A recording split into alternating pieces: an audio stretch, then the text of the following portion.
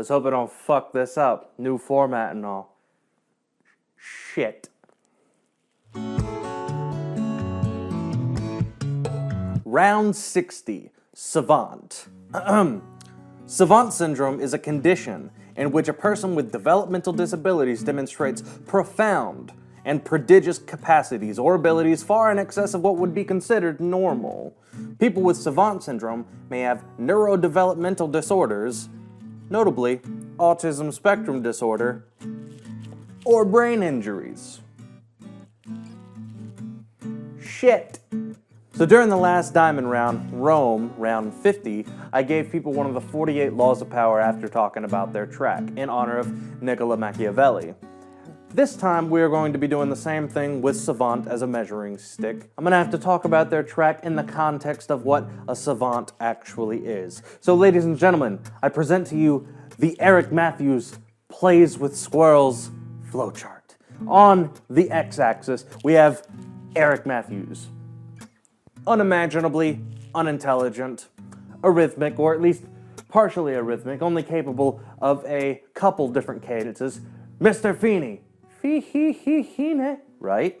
Completely unintelligent, popular, extrovert, not all there though.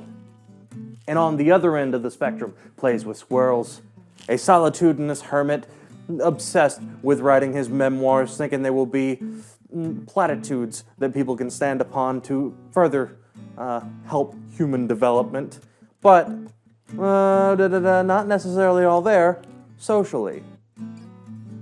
On the y-axis, we have the judges' scores based on the 4 categories that everybody knows about: vocal delivery, entertainment, originality, and content. So how do the competitors stack up? Well, so Frenchy is the diamond for this round. Congratulations are in order. 166, a far cry from 195, but we already have been over how the judging system has changed. I won't go into that too much. And the very first thing you notice about this, or at least I noticed, is in his video, 1029 pops up. And I don't know how many of you had to Google it, but I immediately went, oh, that's autistic.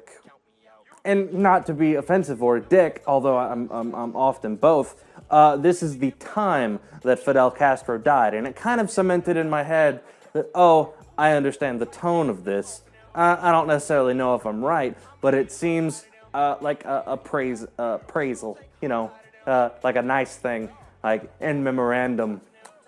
So this seemed like one of Frenchy's conceptual things. He tends to name songs after historical figures. We've got things like Mozart. So, you know, it's not really outside of the realm of what I expect Frenchy to do. However, I don't quite give him the points that I give the other songs, because there's at most one line about Fidel Castro and dictate I'm Castro. And if you don't understand why that line is clever, I hate you.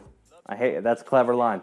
Good job. And it's at least acknowledging his position and what he did, you know. At least you're aware and not some apologist for atrocities. Big words, I know.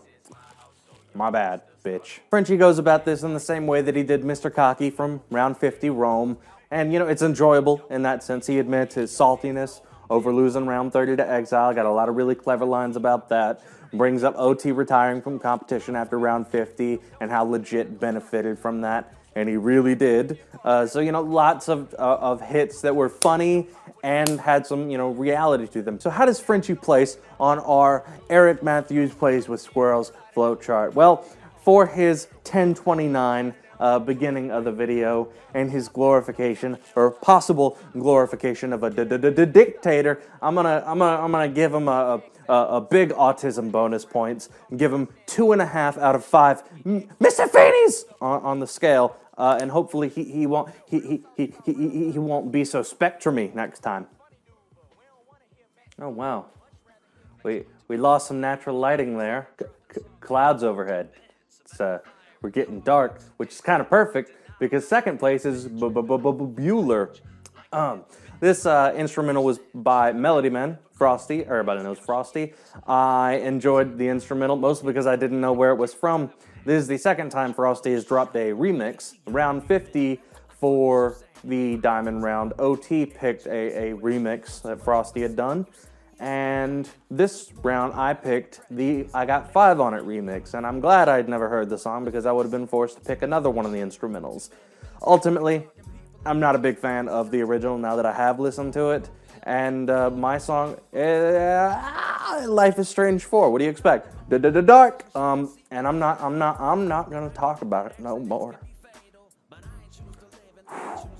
And since I'm not gonna actually say anything about my song, I'll just give it 3 out of 5 squirrels because I'm not gonna talk about it. After that was holy shit, Kongo MadStak. Raining, raining, raining, dough. This is one of the catchiest songs I've ever heard in the standard. The chorus was so phenomenally dope that I catch myself humming it still about 2.5, 3 weeks later. Wonderful shit. I've said it before, I'll say it again. He's going to dominate this deck in one form or another, probably getting the, what's stuck in my head category most. And of course, I don't do that segment like Frenchy used to, but oh man, if it's not true here, it's not true anywhere. This shit was stuck in my head. Now this instrumental was composed by DJ Kid, or rather in Kongo DJ Kid, Kongo MadStak. It was really good, really good. It was melancholic, it was sobering, it was somber, in all the right ways with some trappy elements to the likes of the hi-hats and the kick. So, it was enjoyable in that sense. I really like the instrumentation of it. I think Kongo really capitalizes on the instrumentals that are given to him. And he finds a way to make them really repeatable, really catchy. He's almost to the point of making a meme out of every song. It's that easy to spread around. In fact, I'm gonna post this right after I'm gonna post that right after I post this. It's that fucking good, okay? Really, I wish this was the song I was playing at the end of this video. Fuck Frenchy. I said it. So with that in mind, I give Kongo MadStak 5 out of 5 Eric Matthews. Not because he's stupid or because he is arrhythmic in his cadences or is capable of one, but that one cadence in the chorus allowed me to shut my brain off and vibe the fuck out like nothing else did this round. Give him all the props in the world. He's a fucking pimp. He's gonna dominate the next deck, and I'm basically certain I'll be seeing him in the next diamond round. Until then, dope. So after that we have Lejit song, which was composed by Slime9. Lejit did what Lejit does, and he lined us up bar after bar after bar. I really like the name of this song too. Trillion Cut? That shit's pretty cool. I like the play on diamond. Every time we get into the diamond round, there's always somebody doing something. King Mike had 4K. That was a great song. Beat Frenchy's ass. Yeah. Oh, back in the day when Frenchy would lose. So Lejit made his mark, and this is a really strange instance because I feel like out of all the subs that Lejit had throughout the deck, the one that he had at the end in the diamond round was actually among the weaker. I mean, that's weird. That's weird. I feel like this thing that Slime9 put out is very reminiscent of the round 39 instrumental he put out, just in the sense that it's very rhythmic and it's a blank slate for you to choose the melodies that you want, and Lejit went rhythmic in the same way that the instrumental went rhythmic, and it felt kind of, like a rhythmic echo chamber with not a lot of variation on melody. It felt like it wasn't quite full in that sense. So it's a weird kind of know what I'm saying? So I mean, Lejit's dope. Lejit's a boss on this shit. Nothing in his song made me go, what's wrong with you? Maybe parts of mine might, or parts of Frenchy's made me go, ugh. So I mean, I'm not gonna give him any spectrum points. I'm gonna give him 1 out of 5 on the Eric Matthews side because he's not a dumbass, but he's cool. Lejit's awesome. Frenchy sucks. Downvote in solidarity for Frenchy.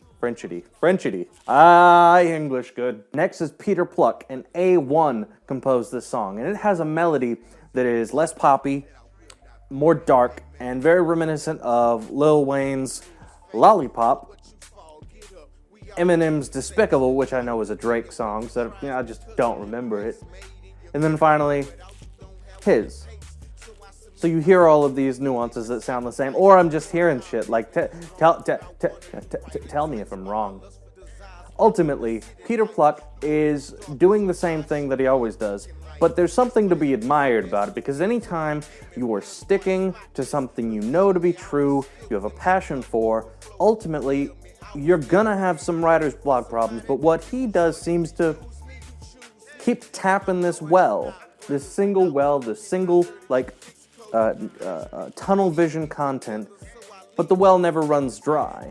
So there's something to be said about the amount of inspiration you can take from one concept and just drag it out without it becoming, stale.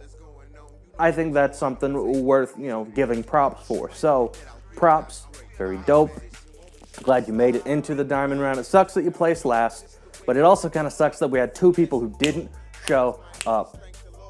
Fuck. For Peter Pluck, I give 4 out of 5 plays with squirrels, because just like plays with squirrels, he makes religious texts dope to follow, something I don't get bored with, something I enjoy listening to. Ultimately, you gotta give him props for the well that won't run dry as far as creativity goes. Dope.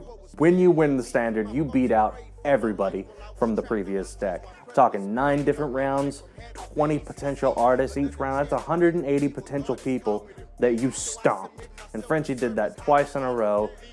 That's something to look at and give props to. So all the props in the world to Frenchy for doing that, despite how easy it is to talk shit on Jeenyuz. Ultimately, it's impressive. He deserved to win, I do believe. He had a little bit of a cringy kind of a content and theme with his song, which, you can check out. And when it comes down to it, he earned it. He beat our asses. And maybe next time he won't.